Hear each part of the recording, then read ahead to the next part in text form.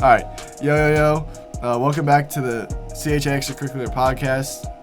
I'm Brady, and I'm excited to have Aaron and Oliver here in the studio. Aaron, Oliver, welcome to the podcast. Hey. Welcome to the stream. We're going to be talking about soccer and some of the extracurricular things that you guys do outside of school. So with that, let's just jump right in onto it. So first question is, how'd you find out about CHA? You can go over it. I found out about CHA in 2017 when my oldest brother Evan started coming here, the year of 2018 and 19. Okay, So I have some experience. So how did you end up coming in though? Because I know that Evan was here before you, and then you arrived later on, right? Was there anything that kind of made you decide you wanted to be here, or any changes that happened? I was homeschooled my entire life up until 9th grade when I came here. I was just very tired of staying home all day. I can see that. Hazel works from home, and she's totally, sometimes I come home and she's like, we gotta go somewhere tonight because I've been in this house all day. Right. So I totally get that. Understood. Yeah. I came to the school through when I moved up here. My parents had been looking around for schools and stuff, and we toured a few different ones. This was in 2024. No, yeah, 2024. We toured around a few schools, and we came to this one, and I talked to a few of the faculty, some of the other students and everything, and I really liked the welcoming environment and everything, and everyone's really nice, and so we decided to make this my future school and everything. Word. That's what's up. So we kind of went over what brought you to CHA, how you got involved. What goals, more now directed to the soccer part, what goals do you have for your team? What do you want to see your team accomplish throughout the rest of your season? Well, season's about halfway over, so I've recently, within the past week or two, I've been looking forward more to next year. Okay. I'm seeing some better things for next year because we're getting some more of the middle schoolers moving up, and they're probably some of the best on the team. Mm-hmm. So I'm hoping to see some good things out of them and some more improvement from the young guys on varsity. And especially with our new coaching that we've gotten from Coach Arner, he's really been putting that discipline in our team and everything that we've really desired for the past few years. And so, last year we weren't at the level that we are now. Right.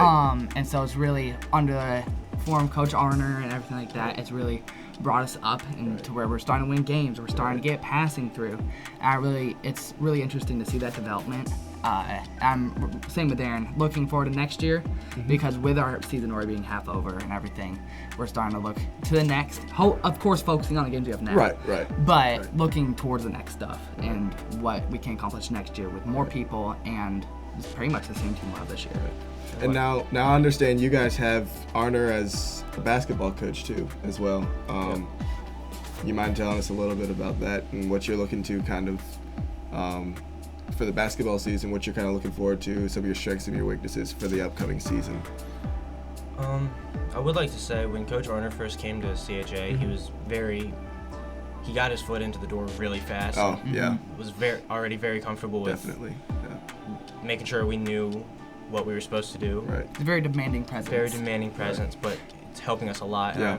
Through some of the things he's told us from soccer, it's taught me to focus more on the words he says and not on the tone. Right. Which has helped at least me Yeah. get Definitely. a lot past, he's been yelling at us all practice.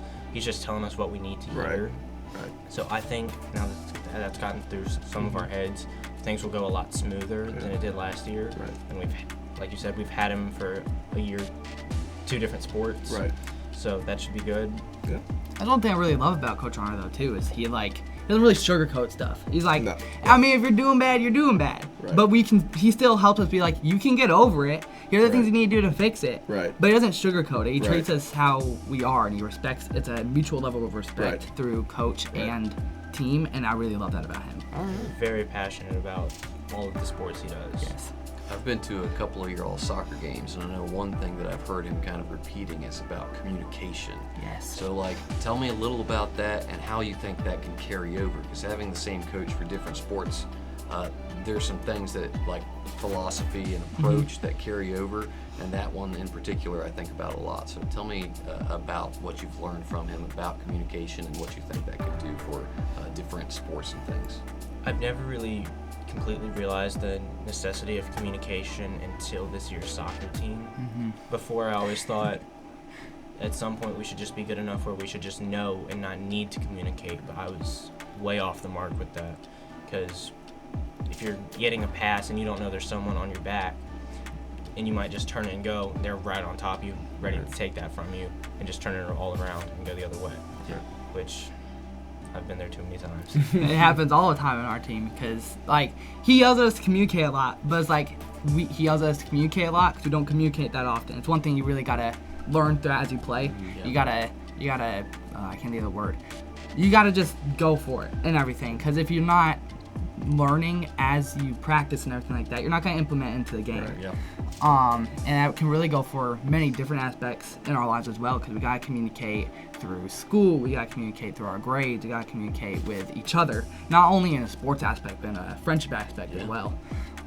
So even though he mostly means saying, like, play me when you want the ball, or telling them to drop you the pass when they got 4 guys on them, it can also go through for other things, like telling someone to talk to you when they need someone, or opening up to other people when you need them and everything like that.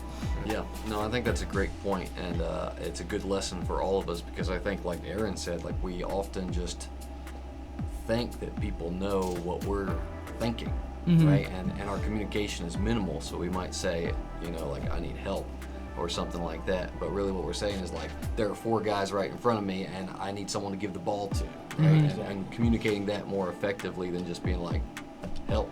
Right? Guys, and that over in there. life too. Yeah, exactly. In life, to be able to, like, specifically say, no, this is what I need help with. It's not just, well, you know, I'm okay, or whatever communication it is, but to be clear, I think that's a great life lesson to carry over from sports. Yes, sir. You need to put emphasis on it too, not just, hey, I'm open, play me the ball. You have to project your voice.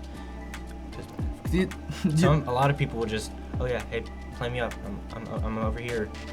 But if you hear me, Oliver, Coach Arner, Ross does it a lot too. Ross does it. He's great with that. You hear them. You can hear your echo. Yeah. Which is amazing to hear, because then you can't. Then other people can't say they didn't hear it. Right. Same demanding presence as Arner. Demanding presence on the field also can mess up the other team, because then they're hearing your communication, so they don't know what they're hearing their players doing. So it goes for many different things on the field. Yeah. Sounds good. Yeah. So how long have you guys been playing this sport? Are you guys Both big soccer basketball. guys? I Or is this, mean, like, newer? I mean, so, like, for me personally, I don't like watch soccer. Yeah. Like, I find watching soccer really boring. Yeah. So I can't even blame people if they don't watch it. Right. But I love playing it, but I've only been playing it for like 2 years. I came here last year. I had never played any sports, nothing. I mean, I do backyard football. But besides that, I didn't, like, play anything. And so I've only been playing it for 2 years. And so, same with basketball. I've only done 1 season. But soccer, I've only been playing for around 2 years. But my parents really wanted me to play because my dad played in high school. And so I really got thrusted into it and There you everything go. like that. But I really love it. I don't watch it. So I'm not, like, I wouldn't say I'm a soccer fanatic, but I'm a real big fan of it still. Yeah. How about you, Aaron? Same with Oliver. I can't focus on, like, watching a game, so I wouldn't say I'm a soccer fanatic, but especially this year, I've definitely grown my love for soccer. Because before, I've always been more basketball minded, but now this year I'm realizing in soccer I'm having way more strengths than I am in basketball, where basketball for me was way more hit or miss if I was going to have a good game. Because basketball, you have as many things to do with less people. Soccer, you can have less responsibilities because it's more spread out, more people. But on the question of how long I've been playing this sport, I've been playing it almost for as long as I could. Okay. Little rec leagues, I've played 1, 2, 3. It's probably about 7 years total. Okay. Rec and here. So I have a little bit of experience. Whether it was Just a little bit. Just a little bit. even if I was 4, that's Right. still experience. It counts. It counts. Right. So now transferring from sports over to extracurricular. What are some of the different clubs and other CHA activities you're involved in? Well, I help out with the production side of the school's igKnight band with their slide presentations or their sounds, whatever that is, or whatever they need me to do, or just going to get music stands or the music binders or whatever. I'm kind of more of just a runner than anything. So I'll say that Aaron is underselling himself. He's been a great addition to igKnight. For instance, he was asking me the other day about changing EQs on the mics and the instruments and stuff like that, and I was like, yeah, of course, if you know how to do that stuff, that would be awesome. So he's being really humble about it. I guess one of the challenges for us is we don't always rehearse with our live setup, so that kind of leaves Aaron with less to do. But he did bring his guitar the other day. Ooh. So I'm hoping that in a few weeks or so he'll finally be at the level where he's comfortable enough. I think he's got the skill, but he needs definitely to get has the skill. None of y'all have ever heard me play. I've heard you play. What you mean? He was playing the other day at rehearsal too. I heard that. It sounded pretty good. So anyway, Aaron's very valuable to the team, and he does a lot more than he's making it sound like. So I appreciate that. And Oliver, I am very involved in the drama club. I started that last year because, again, back in Georgia, I did a lot of community theater. So I got very involved in the drama club last year. But through beginning of this year, I've been starting to get involved in igKnight a little bit. We're not getting excited. It's only a little bit. Very much because of him, but we're not going to talk about that part. I say we share him the story. What story? There's a story. I don't remember there being a story. So, mid to late summer, he texted me and said, "Hey, soccer's starting back. Are you still going to play?" Oh, this story. I said, "I'm not really sure yet," because at that point I was still working 20, 30 hours a week. And so I wasn't really willing to give that up yet. But then I realized that I was also kind of gaining a passion for playing guitar. And I was hoping to join igKnight at some point this year. And I told him, because I know for a fact that he can sing, but I told him if I do soccer, he has to join igKnight this year. Oh. And it has worked out amazing for both of us so far. I feel like amazing might be an overstatement. no, I think he's right on. It's been amazing, absolutely. Nice. Well, moving right along, kind of going into that igKnight section, would y'all tell me just a little bit about the chapel experience? Kind of how igKnight plays a part in chapel and kind of what a typical chapel would look like. Do you want it as from the view of an igKnight member or from just someone in the audience? I mean, we could do igKnight member and I could give audience, and you can give student igKnight member. audience, Because I and we technically can do haven't done igKnight. the igKnight part of it yet. Yeah, so tell us a little bit about the insight of igKnight, behind the scenes. Not really much to say, honestly. We meet for an hour after school on Wednesdays to practice, and then Mr. Keller's a great leader, and he gets us great songs. He manages lineups for Friday at chapel, which always goes much better than any of us could imagine. You all work hard. I appreciate your efforts in rehearsal.